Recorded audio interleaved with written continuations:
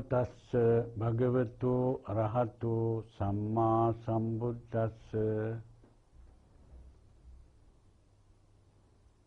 We have been dealing with theoretical aspects of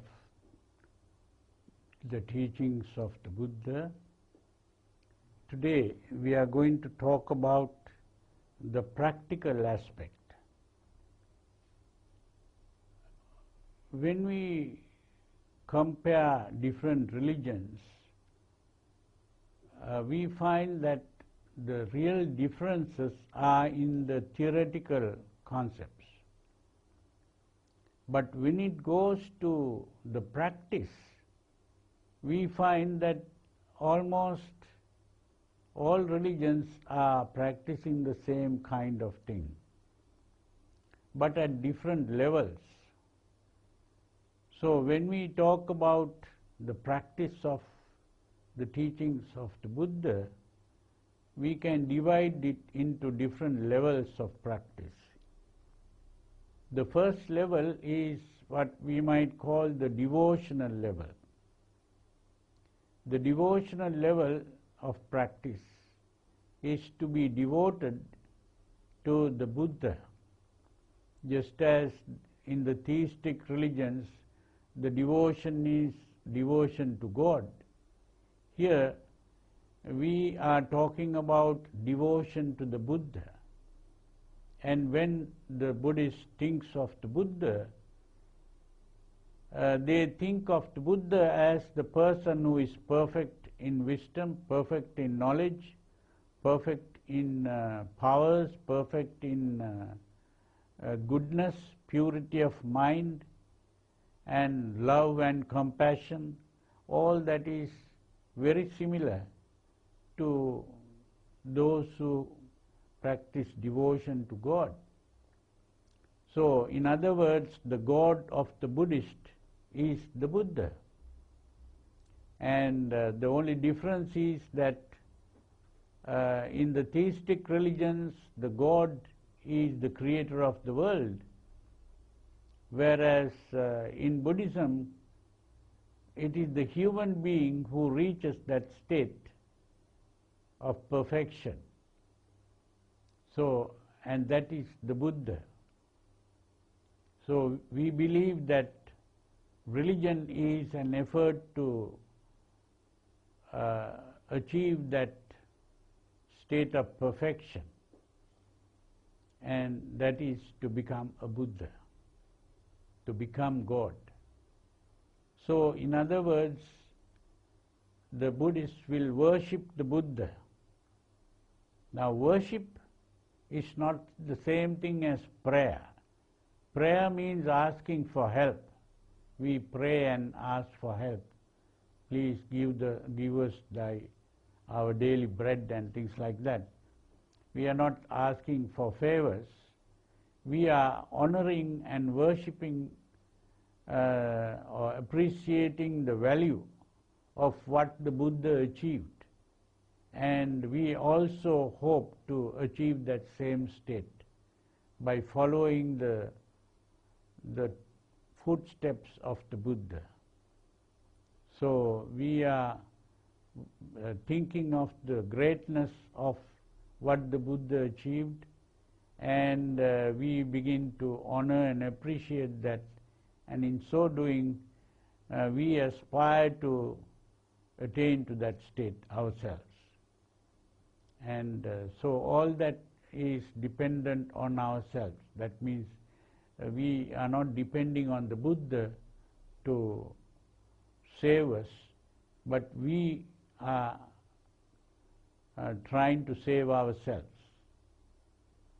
And this is the devotional part, where the Buddhists begin to offer flowers or incense or light and even food. But this offering is not to satisfy the Buddha or to please the Buddha or to get his attention or to get his help, we are simply honoring the Buddha, so that will help us to achieve or attain to that state. So Buddha is only an example to follow, and that is the devotional exercise. The principle behind it is that we become what we worship. In other words, when we, what is called hero worship, the Buddha is our hero, and by worshipping the hero we are appreciating those qualities, and that helps us to get direction in our life, that we are moving towards that goal. So the Buddha becomes our goal in life. So this way we become what we worship. That is the principle, to become what we worship. So with this, the next step is to practice good behavior, to discipline ourselves, and to work towards becoming good. So what we are appreciating is goodness rather than power. Power is useful only to satisfy our desires. But what we are trying to do is not to satisfy our desires. What we are trying to do is to give up our greed and hatred and delusion, and to purify ourselves. And first thing is to purify our behavior. So purifying our behavior is to get rid of selfish behavior and to cultivate unselfish behavior, where we give consideration to others, to help others, not to harm or hurt others. So this is what we might call social behavior, opposed to antisocial or anti-social behavior. So it's social behavior, to socialize our mind, to make our mind become interested in others, not just ourselves. And by becoming interested in others, we begin to purify our mind that way. So the first 5 precepts deals with our social relationships, and that is the beginning. And then we go beyond the 5 precepts when we observe the 8 precepts or the 10 precepts. We begin to go beyond the 5 precepts, and in doing that we are actually controlling our desire for sensual pleasure. So the 8 precepts and the 10 precepts is simply controlling our urges, which are self-centered, trying to satisfy ourselves through sensual pleasure. So sensual pleasure has been seen as an obstruction or an obstacle to the practice of kindness and compassion. So therefore, we begin to gain control over our desires and hatreds. And this is the 8 precepts. So while doing that, we also begin to practice dana or chaga, which is a sacrifice of whatever we have for the sake of others. We begin to give things to others, to help others, to give our time, our money, our energy to help others, not just for ourselves. This way we become interested in the welfare of all beings, not only just ourselves. So this kind of behavior is very important in the practice. So this is mainly speaking about purification of behavior. Now the next step is to learn to purify the mind, because all our actions are based on our mental state. And so it is by purifying the mind that we are able to practice good behavior. And so to purify the mind, we have to practice what is called meditation. Now meditation is simply thinking, but here we are thinking only good thoughts and avoiding bad thoughts. That is the meditation. So meditation in the teaching of the Buddha is simply to purify the mind by cultivating good thoughts and to give up thinking bad thoughts. So for this, the Buddha has pointed out a way which is called the four Samma Padhana. Padhana is something like an exercise. So it is a fourfold exercise. When we think of purifying the mind, we have to understand that the mind is in its original state already pure. It is like a room. For example, in the room there can be doors and windows, and it is through the doors and the windows that all the dirt can get into the room. So if we want to purify the room, to clean the room, we have to first shut the doors and windows to avoid any dirt coming in. And the next step is to sweep or make use of a vacuum cleaner and take all the dirt and throw it out. So the dirt has to be collected and thrown out. That is how the room can be purified. So in a similar way, to purify the mind, we have to close the doors to the mind.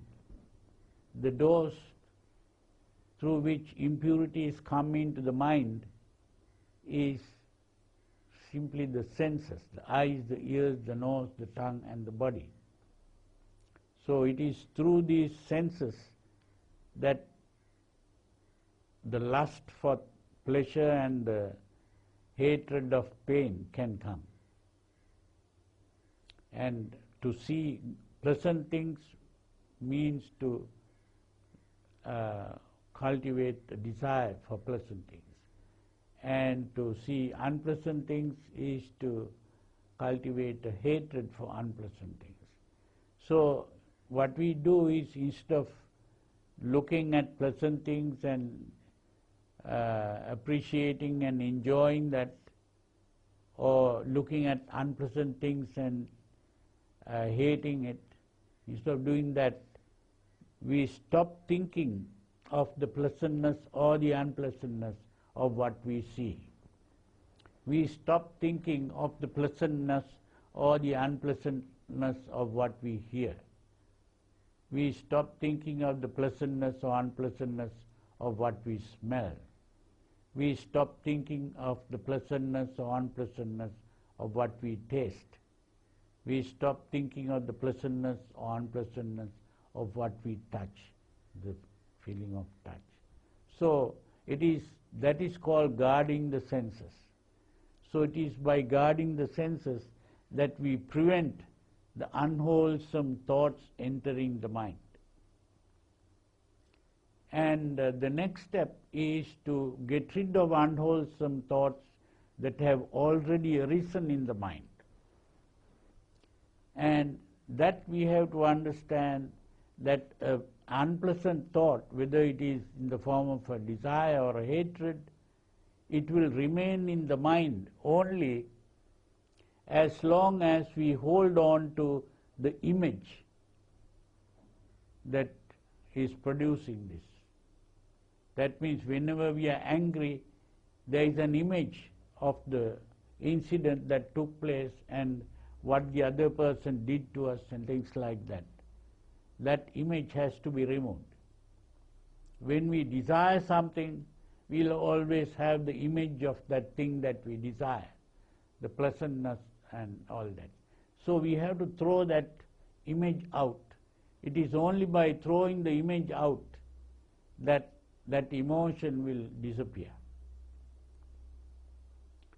So that image is what is called a nimitta, the subha nimitta or Prática nimitta. Subha nimitta is the desirable image. The Prática nimitta is that unpleasant image. So we have to throw that out of the mind. So it is by throwing out that image that we begin to get rid of the impurities that are present in the mind. So that is the secret behind the purification of the mind, preventing and removal. So, but in order to throw this bad image out of the mind, what we can do is to focus our mind on the opposite, to throw the asubha nimitta, to throw the subha nimitta, which is creating the desire. We have to make use of the asubha nimitta, which is to think of the impermanence of things or to think of the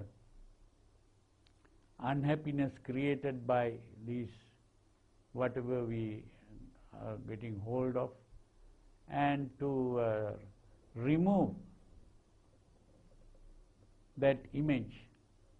We think of the opposite kind of image. And if it is hatred, we begin to think of the may all beings be well and happy, a good thought of kindness and compassion. And to remove the desire for things, we might think of, say, sexual desire or something. We begin to think of the body in its anatomical constituents, how it is made. I call it the anatomical meditation, anatomy of the body. That will help us to remove the lustful thoughts. So this kind of meditation is very useful. And if the mind is disturbed by worries and anxieties, the meditation on breathing can be useful. So things like that are very useful in getting rid of the impurities in the mind. So this is very important to understand. And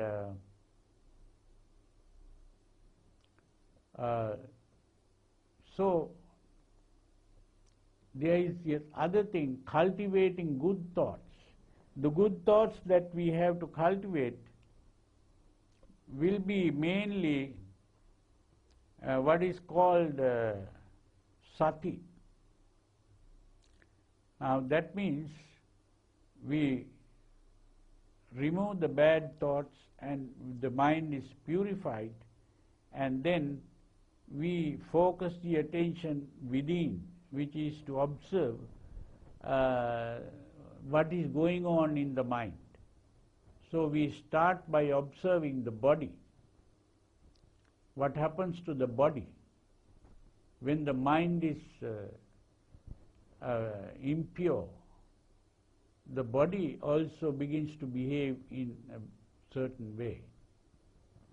And so normally when the mind is in a good condition, the body is erect.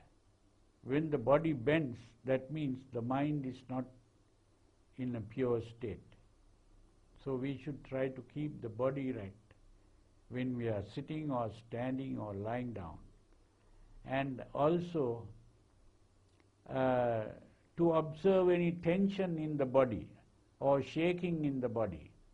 So any tension or shaking movements in the body is also a sign that the mind is not pure. The mind is not stable. So when the mind is purified, the body relaxes and the body becomes straight, and so all these conditions are very important to observe. And the other thing that we observe when the mind is impure is that we begin to feel a discomfort in the body. That discomfort is accompanied by the tension. So the tension makes the body uncomfortable.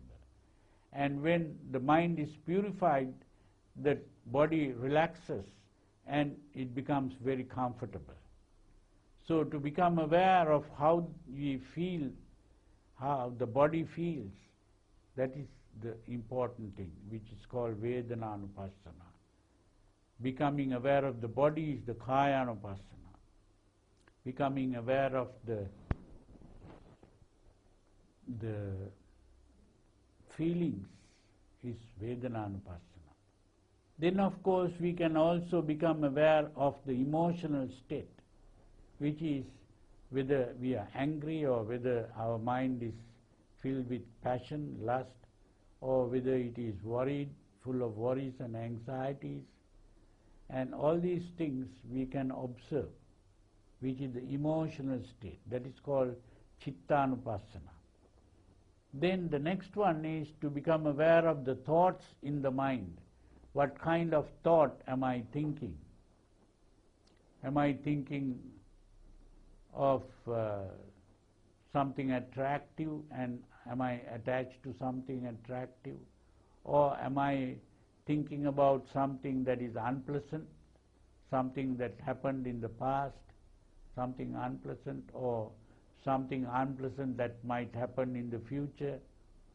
Now all that is thinking. We are becoming aware of the thoughts, and it is the thoughts that ultimately leads to the emotions and actions, bad actions. So this way our attention is focused on what is going on within, which is actually the reaction to the environmental stimulation. What we are observing is the reaction of the body to environmental stimulation. And when we begin to become aware of these things, that awareness itself will stop the reaction. So that cultivating the awareness is the sati, which is the good thought that we are cultivating. And when we cultivate sati and become aware of it, that leads to Dhamma Vichaya, which is to examine the various parts of the thought in terms of the physical body movements, then the feelings, then the emotion and the thoughts. So to become aware of these things itself is the Dhamma Vichaya, to become aware of our thoughts in the proper way. And when we begin to become aware of these thoughts, the mind becomes automatically purified and the mind becomes strong, what we might call willpower or power of the mind, because the mind is now strengthened because we are not carried away by these thoughts and we are in full control. And when the mind is in full control, the mind is purified.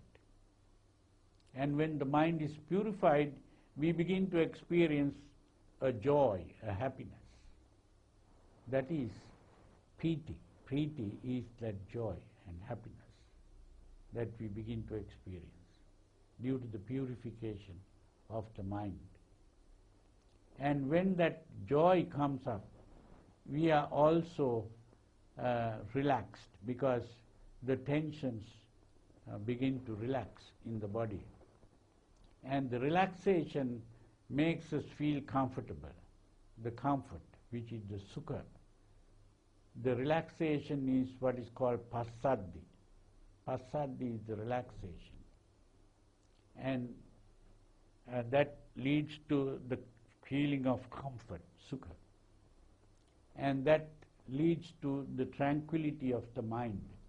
The mind is tranquil, and that state of tranquility is what is called samadhi. So samadhi is the mind that is not shaken by the changing vicissitudes of life, the changing conditions of life. Will not, means like gain and loss, praise and blame, pleasure and pain, these things, when they change, begin to disturb the mind. And that disturbance does not occur. And that also helps us to focus our mind within, and we gain insight. We begin to understand how the mind is working. And that is the upekkha. And that leads to the understanding, panya, which is the understanding of the suffering, the cause of suffering, the cessation of suffering, and the way leading to the cessation of suffering. That means we become aware of the realities of life and how the mind is producing unhappiness, and how that happens unconsciously. And by becoming conscious of how the mind is working, the mind automatically comes under control. And so this is the way to purify the mind. And through purification of mind, through meditation, we are really practicing the teachings of the Buddha, which is the practice of the religion called Buddhism. So Buddhism becomes a religion due to the practice, which is a religious practice, where we begin with devotion to the ideal of perfection represented by the Buddha, and then we begin to practice the good behavior, social behavior instead of antisocial, self-centered behavior, selfless, unselfish behavior. And then we begin to purify the mind, and through meditation in the proper way, by getting rid of the bad thoughts and cultivating the good thoughts in the fourfold way. Sangvara pahana bhavanan anurakkana. Sangvara is guarding the senses, then removal of the bad thoughts and the cultivation of the good thoughts, and maintaining the good thoughts. So this way we are purifying the mind. This is why the teaching of the Buddha is presented in short as Sabba Papassa Akaranang Kusalassa Upasampada Sachitta Paryodapanang Etam Buddhanusasana, which means Sabba Papassa Akaranang is to be free of all unwholesome behavior. Kusalassa Upasampada, to enter the purity, goodness of the mind, and to purify the mind, one's own mind. Not so much to purify other people's minds, but to purify our own mind, and then set an example for others to follow. And this way we purify the mind and gain insight and wisdom and knowledge, and that way we complete the practice of entering that highest state of perfection of the mind. So I hope you understood how the teaching of the Buddha is practiced, and we wish you all good health, happiness and prosperity and life. Thank you. Now I just have one question for Yeah. you. I'll make it very brief. You said Vedananupassana. Would you mind describing it a little bit more? I'm specifically referring to some practices where they say Vedananupassana is more or less equal to the sensation of touch on the body. What is your view on that? Well, there are these different kinds of meditation, especially a kind of meditation that is called sweeping meditation, where people begin to imagine various sensations in the body. But that is not just the Vedananupassana. Vedananupassana is to become aware of the discomfort or the comfort in the whole body. That is the Vedananupassana, how the body feels. And if you are not aware of any particular discomfort or comfort, then the neutral feeling, which is the Vedana, is that feeling in the body, how the body feels. Yeah.